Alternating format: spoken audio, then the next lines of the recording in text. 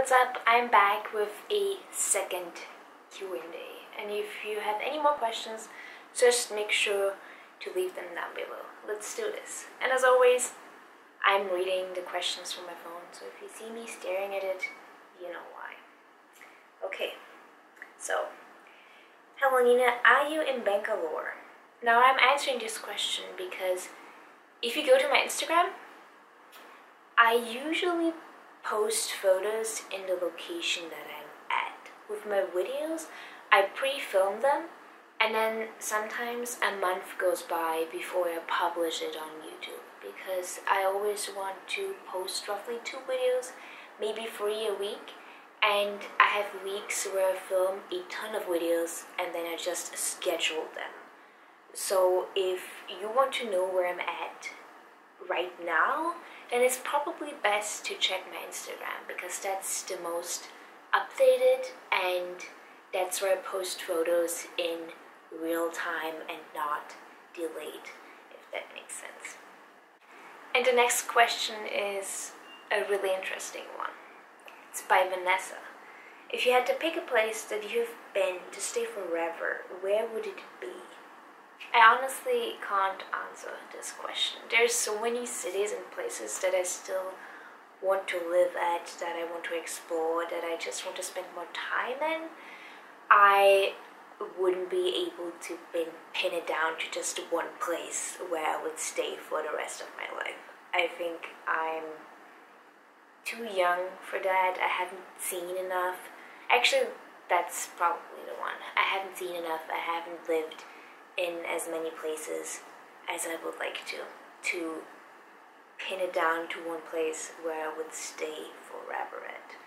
Because forever is a long ass time, especially with life expectancy on the rise. Forever,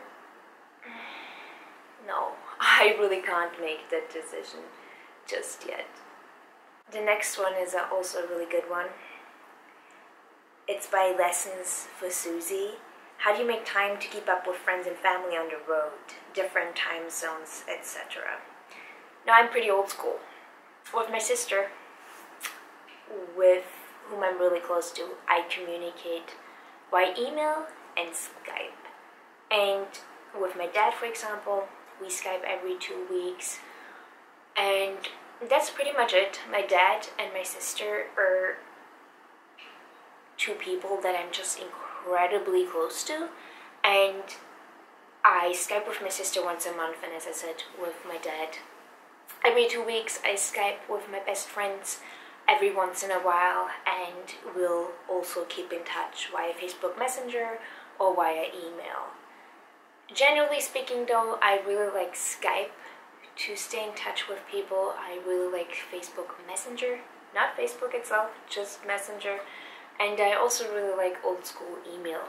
I'm not finding it too difficult, and whether I'm working somewhere or traveling, I don't find time zones too difficult. All it really takes is a bit of planning, a bit of prioritizing, and staying in touch with my family and friends is just something that's really important to me. It's really special, and I really, really appreciate that my friends and family are making time for me. And I always prioritize those Skype dates that I do have above everything else, because I treasure it so much. So my recommendation would be to simply find a medium that works for both of you, or for the 3 of you, or however many people are involved, and to stick with it. I keep it very simple. I plan those Skype dates. With my dad, for example, we Skype every Sunday at a certain time. The time works for him and the time works for me. And when it doesn't work, we'll just let each other know well in advance, and then we reschedule it. And it can really be that easy. Of course, depending on the other person's schedule, it may or may be more difficult. However, if the other person is a little flexible, then it's usually not an issue. Well, this was a really long answer to a really simple question. The next question I actually answered in one of my previous Q&As. However, I get it so often that I figured, why not answer it again? What and how do you eat if you don't have access to a kitchen? If I don't have access to a kitchen at all, then that's probably because places with kitchen are either not within my budget or simply non-existent. And that's obviously, again, depending on the location. So if I happen to be at a place without a kitchen, then I would mostly eat raw. I really enjoy fruits and vegetables, and there's usually always something that I can use to prepare a quick fruit salad and whatnot. You know, a knife, some sort of bowl. Those things can usually be fairly easily organized. And again, it really just depends on the place that I'm staying at. I was just staying in Hyderabad at a hotel because it was cheaper to stay at a hotel than at any other place, really. It was a good value for money. And we didn't have a kitchen. So I used the kitchen at the hotel. I simply asked, you know, can I have a cutting board, can I have a knife, can I have this and that? And I simply used the kitchen at the hotel. So oftentimes all it really takes is asking, can I have this, can I have that, could you bring me this, could you bring me that? It's of course dependent on your accommodation. I have asked for knives and cutting boards and whatnot at Airbnbs. As I said, I asked for a knife and cutting board at a hotel.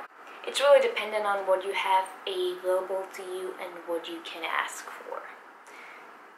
Most of the time though, I don't perceive it as an issue.